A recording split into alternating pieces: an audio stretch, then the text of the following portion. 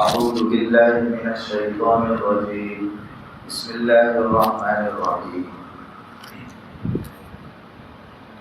ألم تر كيف فعل ربك بأصحاب الفيل ألم يجعل كيدهم في تضليل وأرسل عليهم طيرا أبابيل ترميهم بحجارة من سجيل فجعلهم كعصف مأكول صدق اللہ العظیم.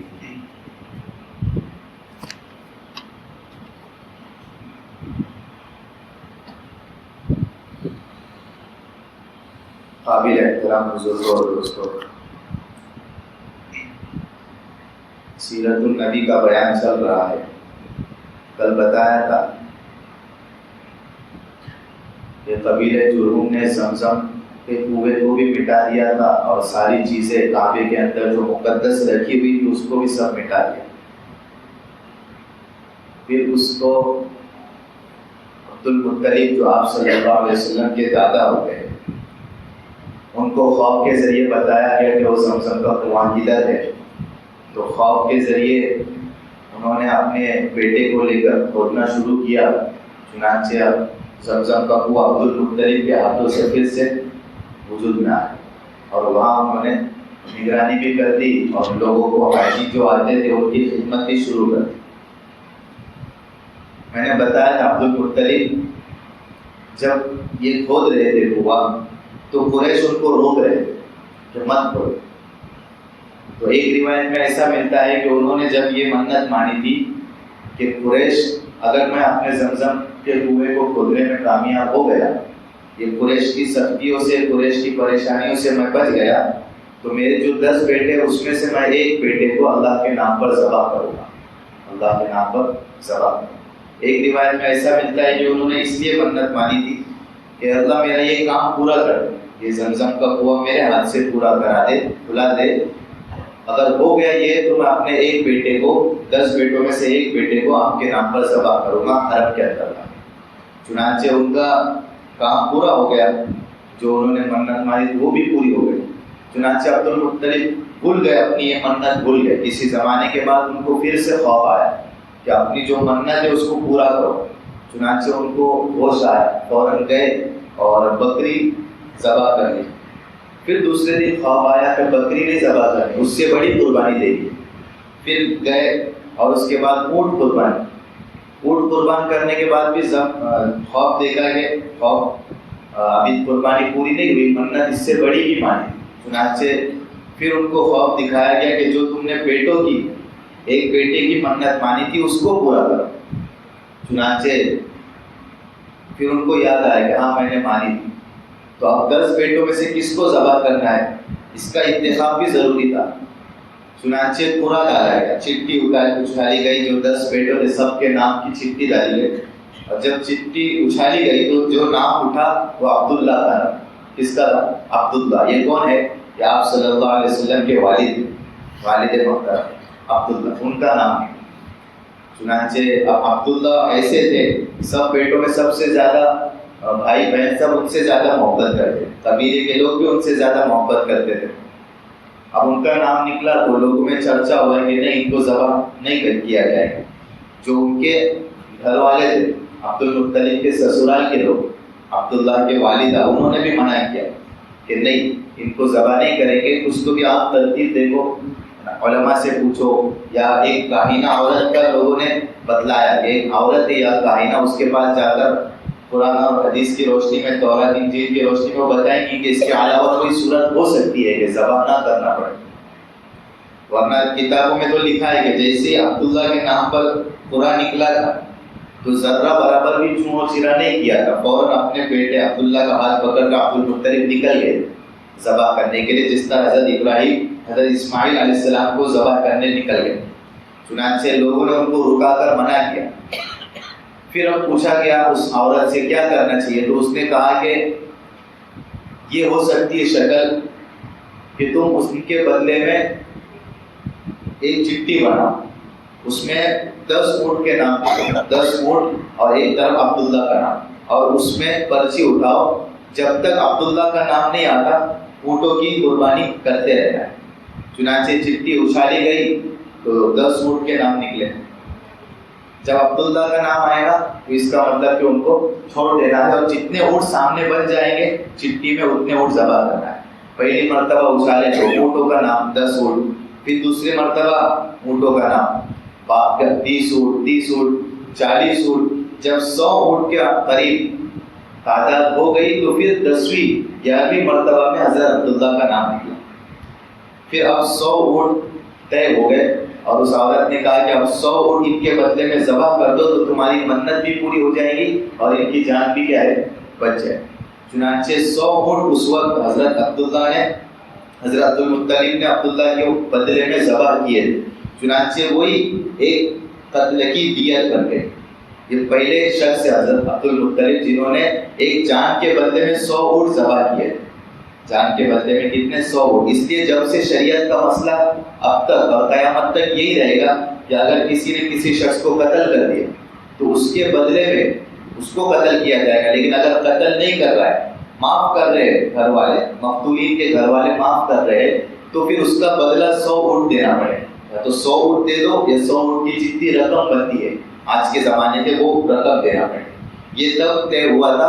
آپ صلی اللہ علیہ وسلم کے زمانے میں بھی یہ باقی رکھا آپ نے اور اسلام نے بھی اب قیامت تک یہی مسئلہ قتل کے ایک جان کے بدلے 100 اونٹ طے ہو گئے.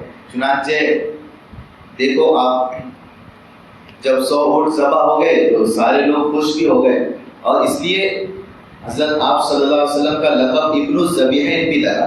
2 ذبیحوں کے بیٹے. ایک مرتبہ آپ صلی اللہ علیہ وسلم مجلس میں بیٹھے ہوئے تھے، صحابہ بھی تھے. ایک شخص تشریف لایا مجلس کے اندر جو آپ صلی اللہ علیہ وسلم کی ہسٹری سے واقف تھا، حضرت ابراہیم، حضرت اسماعیل، ان کی ہسٹری سے. اس نے فوراً آ کر آپ صلی اللہ علیہ وسلم کو یہی لقب سے پکارا، یا ابن الذبیحین، اے 2 ذبیحوں کے بیٹے. تو صحابہ پوچھنے لگے آپ صلی اللہ علیہ وسلم سے، اللہ کے رسول ایک ذبیح تو ہم کو معلوم ہے حضرت اسماعیل علیہ السلام، یہ دوسرے ذبیح کون ہیں؟ تو آپ صلی اللہ علیہ وسلم نے فرمایا کہ یہ میرے والد صاحب عبداللہ ہے، یہ ذبح ہونے والے تھے لیکن ان کے بدلے 100 اونٹ ذبح ہوئے تھے. اس لیے 2 ذبیحوں کے بیٹے آپ صلی اللہ علیہ وسلم کا لقب بھی یاد رکھو. چنانچہ یہ ان کی منت بھی پوری ہو گئی اور عبدالمطلب کا اقتدار مکہ کے اندر جاری ہو گیا. اب میں نے بتایا تھا کہ بت پرستی کیسے شروع ہوئی تھی گزشتہ کل مکہ کے اندر. عمرو بن لوہی ایک شخص نے ایک قوم سے بت خرید کر لایا اور مکہ کے اندر رکھ دیا. چنانچہ جتنے علاقے جتنے قبائل وہاں آباد تھے مکہ میں سب نے اپنا اپنا بت لا کر کعبے کے اندر رکھنا شروع کر دیا. اس طرح 360 بت جمع ہو گئے اور اس طرح بت پرستی کا آغاز مکہ کے اندر ہو.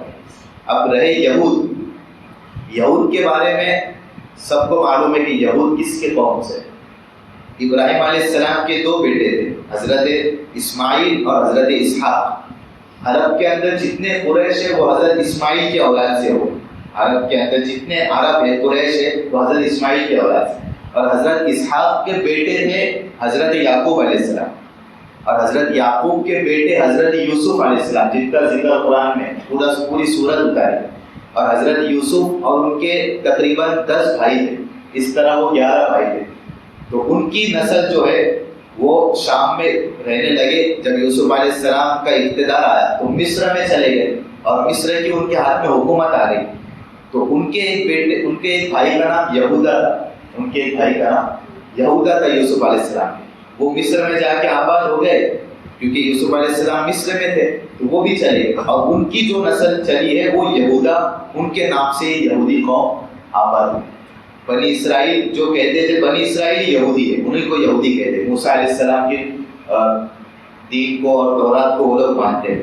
چنانچہ ان کا اصل وطن یہودیوں کا شام تھا. لیکن یوسف علیہ السلام جب مصر چلے گئے تو ساری قوم یہودیوں کی مصر منتقل ہو گئے.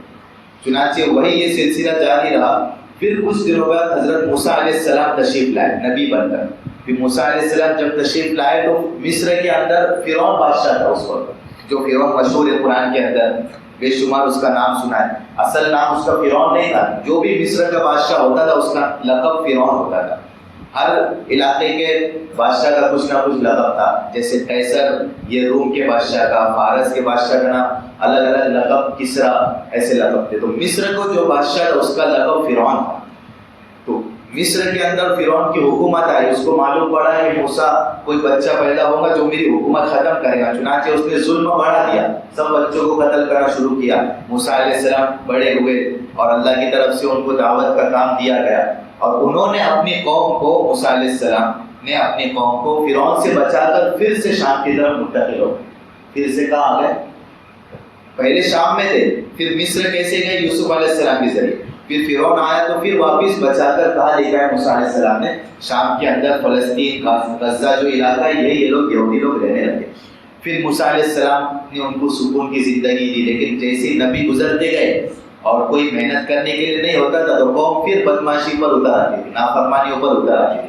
پھر اللہ نے ایک بادشاہ کو مسلط کیا یہودیوں پر، جس نے ایسا قتل عام کیا ہے ان کا، یہودیوں کا، جس طرح ہٹلر نے ابھی کیا تھا قتل عام ان لوگوں کا، بے دردی سے ان کو کروڑوں کی تعداد میں ان کو قتل کیا۔ وہی یہودیوں کا اس سے پہلے بھی حال ہوا، بخت نصر بادشاہ نے ان کا کیا، بے شمار مرتبہ ان کا یہودیوں کا حال ہوا ہے برا، کسی نہ کسی بادشاہ کے ذریعے ان کی نافرمانیوں کے نتیجے۔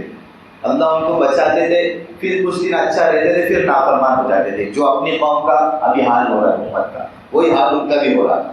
چنانچہ کچھ دن اس بادشاہ نے ظلم کیا، اب ان کو نکالنے لگا۔ پھر عیسیٰ علیہ السلام بھی تشریف لائے، موسیٰ علیہ السلام کے بعد عیسیٰ علیہ السلام، تقریباً یہ 2100 سال کا یہ فاصلہ ہے۔ پھر عیسیٰ علیہ السلام نے آ کر اپنی قوم کو سمجھایا، ان کو بتلایا، پھر وہ بادشاہ سے محفوظ ہوئے۔ پھر عیسیٰ علیہ السلام کا جب انتقال ہوا تو پھر یہ نافرمانی میں مبتلا ہوئے۔ پھر رومیوں نے ان کا قتل عام شروع کیا، یہودیوں کا، شام کے اندر سے ان کو بھگایا وہاں سے۔ پھر جب یہ ہکالے گئے تو انہوں نے اپنے علاقے کو چھوڑ کر یہاں آنے لگے۔ پھر انہوں نے دیکھا کہ عرب کے اندر بھی کچھ قبائل آباد ہے، اور ان کو معلوم تھا، یہودیوں کو معلوم تھا کہ ہمارے بعد ایک نبی آنے والے ہیں جو ابراہیم علیہ السلام کے خاندان میں ہوگی، وہ مدینہ یا مکہ کسی جگہ آنے والے، چنانچہ ہم پہلے سے وہاں جا کر اپنے قبائل آباد کر لیں گے، جیسے وہ نبی آ جائیں گے تو ہم ان پر ایمان لے آئیں گے۔ یہ سوچ کر سارے کچھ یہودی مدینہ کے اندر آباد ہو گئے، جن کا معلوم ہے بنو قینوقا، بنو نذیر، یہ سارے قبائل کو جو آپ صلی اللہ علیہ وسلم کے زمانے میں۔ تو اس طرح جب رومیوں نے حملہ کیا یہودیوں پر، اپنے ملک شام سے نکالا، تو یہ مدینہ کے اندر آباد ہو گئے کچھ قبیلے، کچھ خیبر کے اندر چلے گئے، خیبر میں بھی کچھ یہودی آباد تھے، لیکن مدینہ کے اندر سب کو معلوم، اس کا تذکرہ آگے آئے گا۔ جب آپ صلی اللہ علیہ وسلم نبی بن کر آئے اور یہودیوں کو جب پتہ چلا تو انکار کر بیٹھے، حالانکہ ان کو معلوم تھا۔ یہ حسد کی وجہ سے، حسد کیا کہ اسماعیل علیہ السلام کے خاندان میں کون آ گئے؟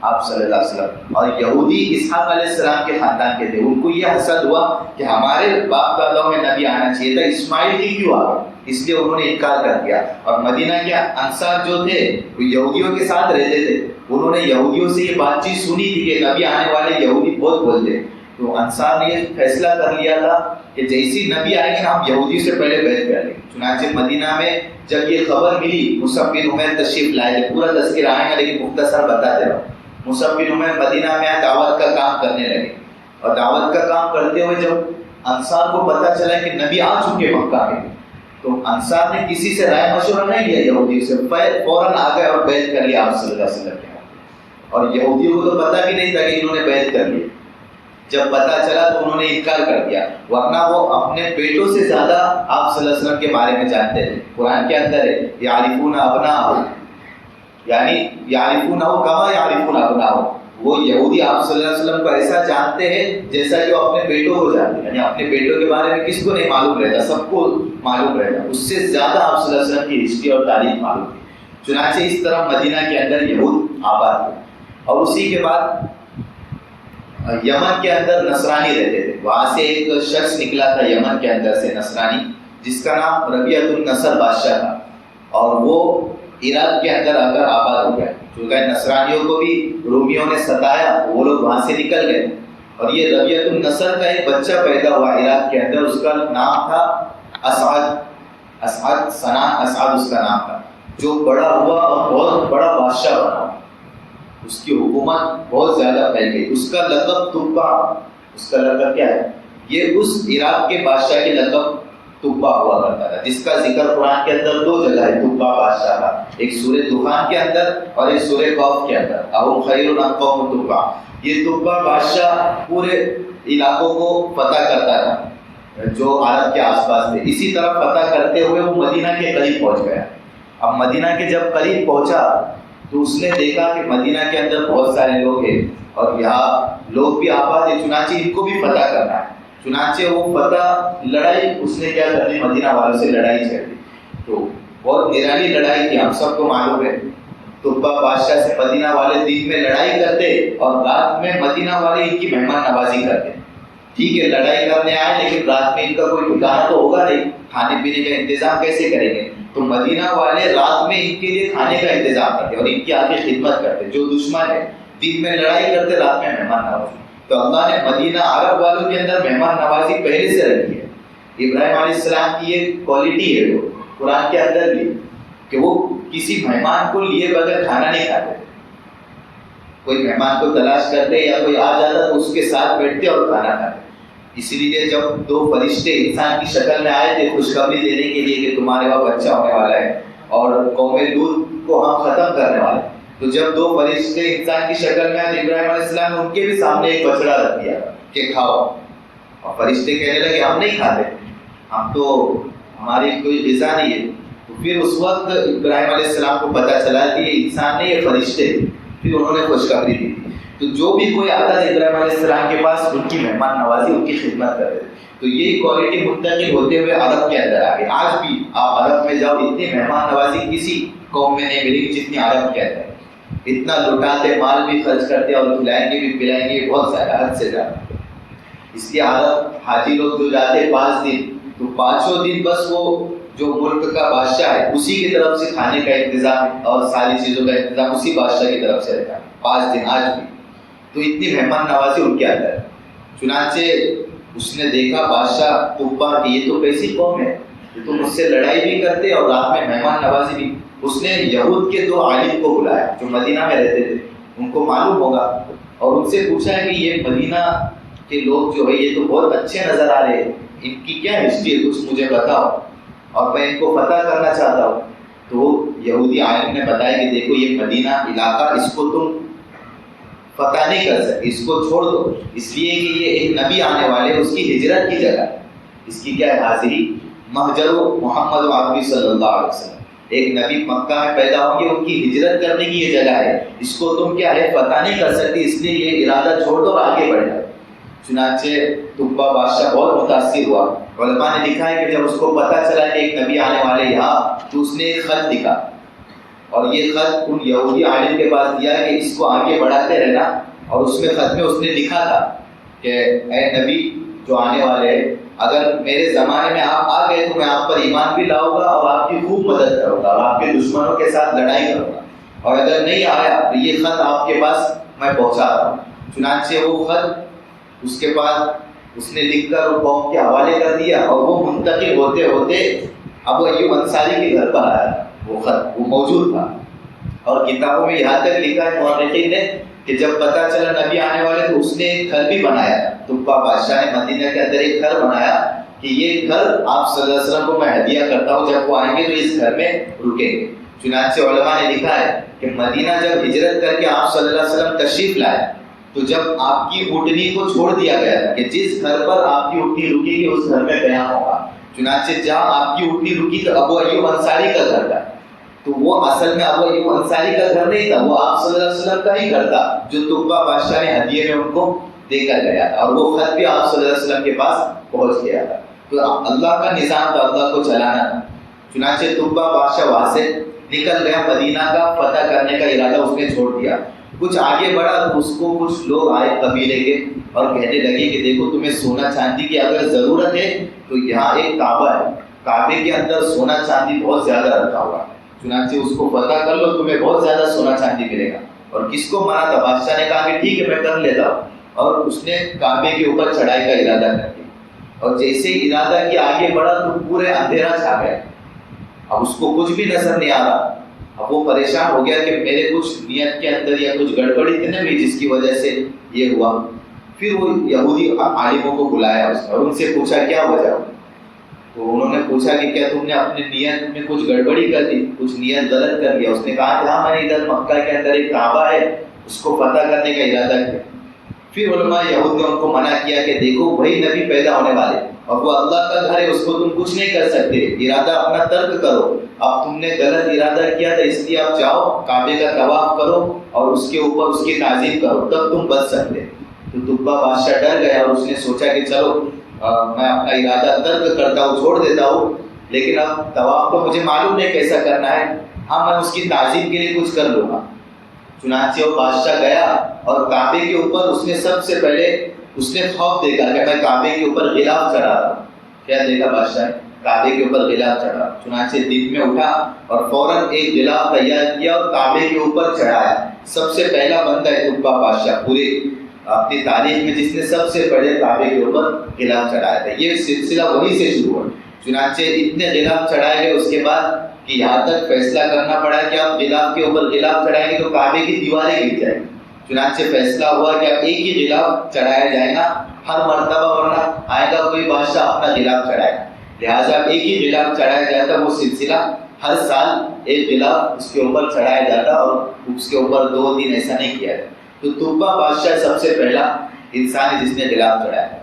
چنانچہ وہ وہاں سے تشریف لے گیا اور اس کے بعد اس کی قوم بھی وہاں رہنے لگی، اور علماء یہود جو تھے ان کو اس نے ساتھ میں لے لیا کہ تمہارے پاس بہت زیادہ علم ہے، تم میرے ساتھ شام چلو اور وہاں اپنے دین کی اور مذہب کی دعوت دینا۔ چنانچہ یہود عالموں کو اس نے لے کر گیا۔ اس طرح شام کے اندر بھی کیا ہو گیا، واپس سے علماء یہود نے محنت کی تو ان کی قوم وہاں بھی آباد ہو گئی۔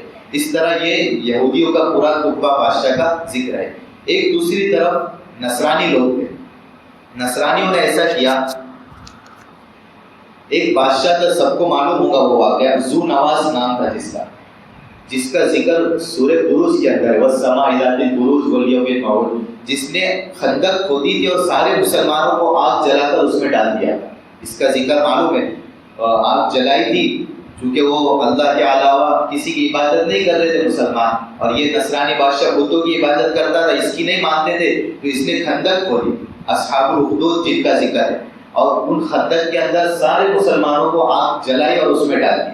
ایک شخص وہاں سے بچ کر نکلا اور ہرقل بادشاہ تھا اس زمانے میں، اس کے پاس آ کر کہنے لگا کہ یہاں ذو نواس بادشاہ نے سارے مسلمانوں کو قتل کر دیا اور تو یہاں اپنی بادشاہی پر تیری نظر ہے، تو دیکھ بھی نہیں رہا کیا ہو رہا ہے۔ چنانچہ ہرقل بادشاہ نے پھر اس وقت حبشہ کا جو بادشاہ تھا اس کو خبر دی کہ اس ذو نواس بادشاہ پر حملہ کرو، ذو نواس بادشاہ پر حملہ کرو۔ چنانچہ حبشہ کا جو بادشاہ تھا اس نے اپنی فوج تیار کی اور اس کے اندر 2 کمانڈر اس نے بنائے تھے، ایک کا نام تھا ارباد اور دوسرا کا نام تھا ابراہ۔ دوسرے کا نام کیا تھا؟ ابراہ، اور ایک کا نام ارباد۔ چنانچہ حبشہ کے بادشاہ نے جب کمانڈر تیار کیے اور انہوں نے وہ ذو نواس کو جا کر کے ختم کر دیا حملہ کر کے اور فتح حاصل کر۔ لیکن کچھ دنوں کے بعد یہ چلتا رہا سلسلہ، تو ابراہ اور ارباد یہ 2 کمانڈروں کے درمیان لڑائی ہو گئی، آپس میں انہوں نے لڑنا شروع کر دیا، اور ابراہ نے اس کو کیا ہے اپنا جو ساتھی تھا اس کو قتل کر دیا، اور ابراہ کیا ہو گیا حبشہ کا سپہ سالار اور کمانڈر وہ بن گئے۔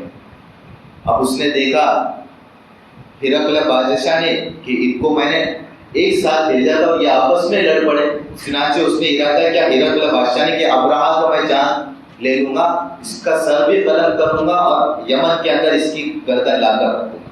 جب ابراہ بادشاہ کو پتہ چلا کہ میرے قتل کرنے کا ارادہ کیا ہرقل بادشاہ نے، تو فوراً اس نے اپنے سر کے بال مونڈائے، ٹکلا کر دیا اور سارے بال ایک برتن کے اندر رکھ دیے اور یمن کی مٹی بھی رکھ کر ہرقل بادشاہ کے سامنے پیش کر دی کہ دیکھو تم نے میرے قتل کا ارادہ کیا، ایسا مت کرو، میں کمزور، میں تو تمہارا غلام ہوں، ہے نا، تم نے ابھی قسم کھائی تھی اس لیے میرے بال بھی تمہارے سامنے ہے اور یمن کی مٹی بھی ہے، تم اس میں اپنی مٹی ملا کر اپنے بالوں کے اندر مٹی ملا اور اپنی قسم پوری کر۔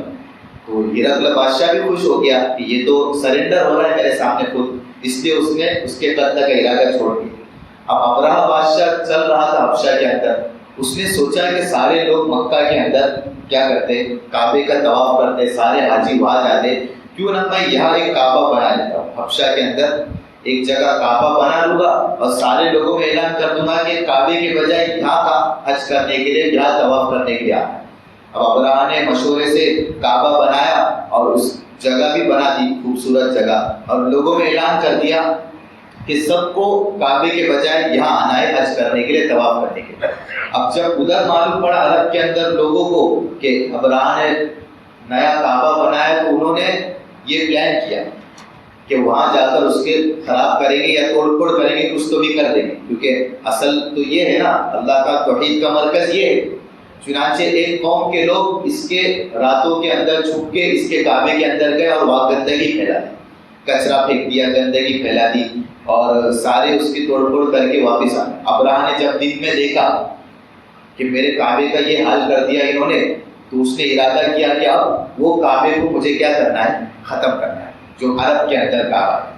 چنانچہ اس نے اپنی فوج تیار کی اور ارادہ کیا چڑھائی کا کعبے کے اوپر، اور راستے میں جو بھی قبیلے اس سے لڑنے کے لیے آتے تھے، سارے قبائل کو کیا کرتا تھا، فتح کرتے ہوئے آگے بڑھتا تھا، کیونکہ اللہ تعالیٰ کو خود پرندوں کے ذریعے اس کو ختم کرنا تھا، اس لیے کوئی قوم اس پر غالب نہیں آتی۔ اس میں درمیان میں طائف بھی پڑا تھا، ادھر قبیلے ثقیف آباد تھے، انہوں نے دیکھا کہ یہ تو بڑا فاتح ہے اور سب کو ہرا کر یہاں تک آ رہے ہیں، تو ہماری بھی اس کے سامنے دال نہیں گلے گی، اس لیے انہوں نے کیا کیا، اس کے سامنے یہ کہا کہ دیکھو ہم تجھ سے نہیں لڑیں گے، اور لیکن یہ شرط ہے کہ تو ہمیں تکلیف نہ پہنچے، ہم تجھے ایک ساتھی دیتے تو تجھے کعبے تک کیا کرے گا، رہنمائی کرے۔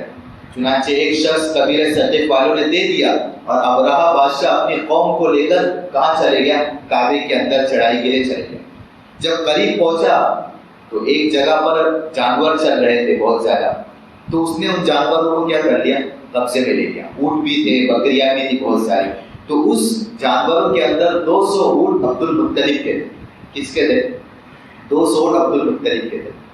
اب عبد المطلب کو خبر ملی کہ ابرہہ کعبے کو ڈھانے کے لیے آیا ہے اور میرے 200 اونٹ اس نے پکڑ لیے، تو عبد المطلب ان کی خدمت میں حاضر ہوئے۔ کس کی؟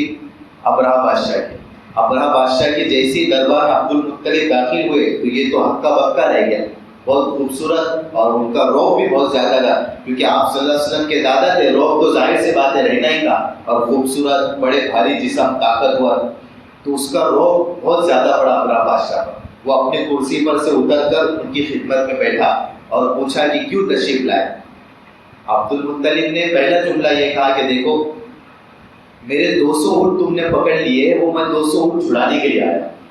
ابرہہ بادشاہ تو حیرت میں پڑ گیا، میں تو تمہیں بہت عقل مند سمجھ رہا تھا، سمجھدار سمجھ رہا تھا، میں کعبے کو ڈھانے کے لیے آیا، تمہیں آ کر یہ درخواست کرنا چاہیے تھا کہ کعبے کو مت ختم کرو، تم یہاں سے چلے جاؤ، تم تو اپنے 200 اونٹ کی پڑی ہے تمہیں، تو تم تو نعوذ باللہ بے وقوف نظر آ رہے، عقل مند نہیں ہو۔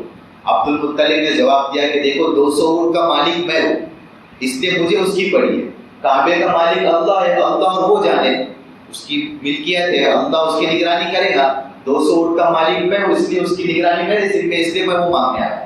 تو ابرہہ کو تھوڑا وہاں یہ بھی ہو گیا، ہیبت میں پڑ گیا۔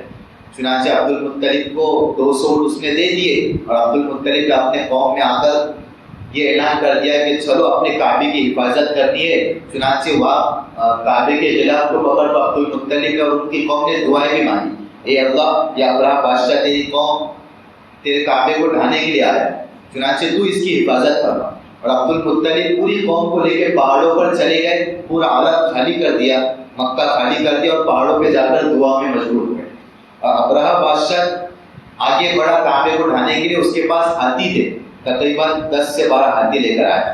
عرب قوم نے اس سے پہلے ہاتھی نہیں دیکھے، ان کے وہاں تو اونٹ تھے اور گھوڑے تھے، ہاتھی تو ان کے تصور بھی نہیں تھا، یہ تو باہر کے قوم کے پاس ہاتھی تھے، یعنی اتنے بھاری جسم کے جانور بھی ہوتے ان کو معلوم نہیں تھا، وہ تو پہلے ہی ڈرے۔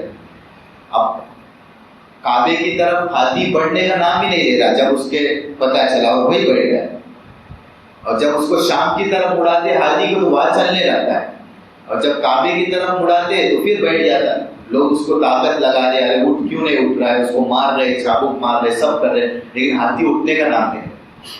پھر اللہ کی طرف سے ایک نظام بنا، پورا اندھیرا چھا گیا کعبے کے اوپر جہاں ان کا لشکر تھا، اور اندھیرا چھانے کے بعد ایک پرندے، چھوٹا سا پرندہ ہے، کبوتر سے بھی چھوٹا، جس کا ذکر قرآن میں سورہ فیل میں الم تر کیف فعل ربک باصحاب الفیل، ابابیل جس کا نام ہے، ان کے ہاتھ میں اور چونچ میں اور پنجوں میں 3 پتھر اللہ نے بھیجے اور پورے قوم کے اوپر چھوڑ دیے، اور وہ جو اپنا کنکری کہیں گے، پتھر بھی نہیں کہہ سکتے، ایک دم معمولی कंकरी जो छोड़ते थे उन कौम के ऊपर, तो वो सर के ऊपर से घुस कर इंसान के हाथी को भी पार करके जमीन में घुस जाती थी वो कंकरी, यानी गोली का काम दे देती वो। आज की गोली रिवॉल्वर से भी ज्यादा काम वो एक मामूली करता है। अल्लाह का निजाम था। अब्राहा बादशाह ये समझ रहा था कि मैं सबसे ताकतवर हाथी और सबसे ताकतवर जानवरों को लेकर जाऊंगा तो काबे को ढा दूंगा। अल्लाह ने उसके खिलाफ सबसे छोटे परिंदे को इस्तेमाल किया कि तुम जो सोचते हो उससे मैं कम मखलूक में तुम्हारा क्या करूंगा, तबाह बर्बादी करूंगा। चुनांचे उसका जिक्र है, अलम तरा कैफा फ़अल रब्बुका बि अस्हाबिल फील, क्या तुम्हें मालूम नहीं कि अस्हाबी फील के साथ हमने क्या किया। अलम यजअल कैदहुम फी तज़लील, उनके डाव को हमने खत्म कर दिया, उनके मकर को हमने क्या है बर्बाद कर दिया। फिर अल्लाह ताला ने पूरा जिक्र किया है, वअरसल अलैहिम तयरन अबाबील, उन पर परिंदे भेजे अबाबील जो फैल कर आए थे, तरमीहिम बिहिजारतिन मिन सिज्जील, उनके ऊपर वो कंकरी फेंकते थे ऊपर से, फजअलहु कअस्फिन माकूल, गोया कि वो भूसे हो गए, घास जैसी भूसी हो जाती है ना, वैसी उनकी सबकी हालत हो गई। चुनांचे अब्राहा बादशाह तो उस वक्त खत्म नहीं हुआ, उसके अंदर जहर सरायत कर गए और वो वहां से जब अपने इलाके में पहुंचते पहुंचते गल सड़कर दरमियान में क्या हो गया, खत्म हो गया। इसलिए कि जो अल्लाह के घर को तोड़ने का इरादा करेगा, अल्लाह ने खुद उसकी हिफाजत की, निगरानी की जिम्मेदारी दी। चुनांचे इस तरह ये अब्राहा बादशाह क्या हो गया, खत्म हो गया। तो अब्दुल मुत्तलिब का एक वाकया यहाँ मिलता है। एक तो 10 बेटों की नजर मानी थी वो, और दूसरा उन्होंने यहाँ क्या करी थी, अपने ऊँटों को बचाने के लिए आए थे और काबे के लिए अल्लाह से दुआ की। तो इस तरह ये सिलसिला आगे बढ़ा। अब्राहा बादशाह जो है, ये काबे को ढाने का वाकया आप सल्लल्लाहु अलैहि वसल्लम की पैदाइश से तकरीबन 50 या 55 दिन पहले का वाकया। कितने? 50 या 55 दिन पहले ये अब्राहा बादशाह का वाकया पेश आया। फिर उसके बाद आप सल्लल्लाहु अलैहि वसल्लम की विलादत हुई, अब्दुल्ला का निकाह हुआ हजरत आमिना से, और कैसे विलादत हुई और क्या अनवारात और बरकत नाजिल हुए थे, उसका तज़किरा आइंदा कल करेंगे इंशाअल्लाह। अल्लाह